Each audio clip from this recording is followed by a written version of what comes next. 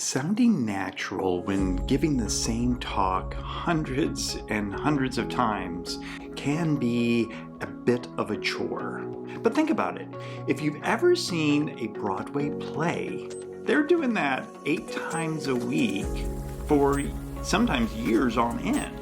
And it's always fresh, especially the good ones and the good actors, they always make it fresh. In this video, I'm going to share with you 3 tips taken from Broadway stars that you can implement in your own public speaking so that you sound more natural. Hey, it's Tom Jackobs here. This channel is all about increasing sales, especially for the solopreneur and the solo practitioner. And we do that through the power of presentation to performance so that you get more profits in your business. So let's dive into how to sound natural when you are giving the same talk over and over and over again. And it can be monotonous. And if it's monotonous to you, then most likely it's monotonous to your audience as well.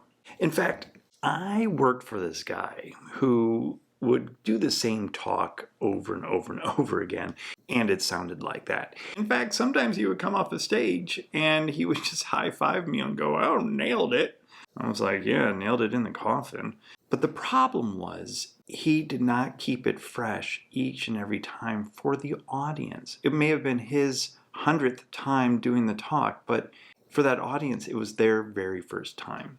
And when you are giving the same talk or the same story over and over again, you have got to keep it fresh for the audience. And keeping it fresh for the audience also means that you're transferring your emotions to that audience. And if you don't have emotions while you're delivering some of your stories and your talks, then definitely you are not making that connection with your audience. That's tip number 1. Make sure that your emotions are being transferred to the audience. And one of the best ways that you can do that is think back to the story that you're about to give before you even go on stage. Put yourself mentally in that time and place of the story so that you can start to evoke some of the emotions that were there live when you were actually doing it. And this is a tip that a lot of actors do because that's part of acting, getting that emotion out of them and then transferring that to the audience. Even for giving speeches, you can do the very same thing. Take yourself back into that time and place and create that emotion for yourself. And when you are delivering that emotion to the audience, it's going to be a very powerful experience for them as well. Tip number 2, you want to use the full range of your voice.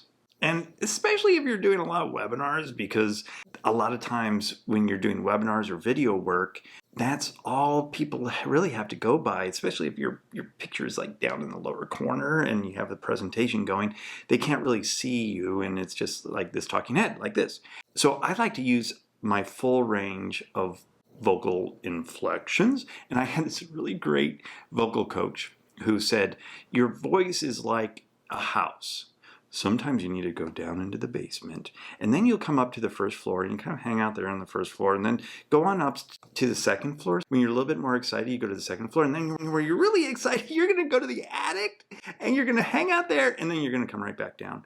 And then sometimes you'll have to go all the way down to the basement. So if you think about your voice as that whole house, you can really make a difference in terms of how people are listening to you and how they're enjoying your conversation. Because if you keep your conversation at the same point in time, then it becomes very monotonous and very boring for them, and it could be very boring for you as well. And when we're talking about changing the inflection of your voice, it also means changing the speed of your voice as well. Because when you want to get a little bit more excited, you're going to talk a little bit faster and you're going to go up to that attic. And then when you want to get serious, you're going to slow it down and you're going to go down into the basement. All right, so that's over dramatizing it. But when you are practicing your speech, sometimes you have to go to those extremes first. That way, when you're actually delivering it live, it's back into the kind of normal range. And that is a nice segue into tip number 3, which is to practice, practice, practice. And that might seem counterintuitive. It's really important that you move through your story and think about where you were at, and then look at how you can craft your vocal inflections. That includes the speed of how you're talking as well, to create more of that emotion. So you take that audience on kind of a roller coaster ride of emotion, but also of vocal inflection, and it just becomes very interesting and textual in nature. And I love that word, textual. Texture? Give it texture. Yes, give it texture. So they can not only hear it, but they can feel it as well. And that's when your talks are going to come alive and it's not going to be boring anymore. I've created another video, I'm going to right here. It's how to not sound scripted when you are actually using a script itself. And this is from years of my theater work. So I want you to check out that video. And until next time, you have a great day.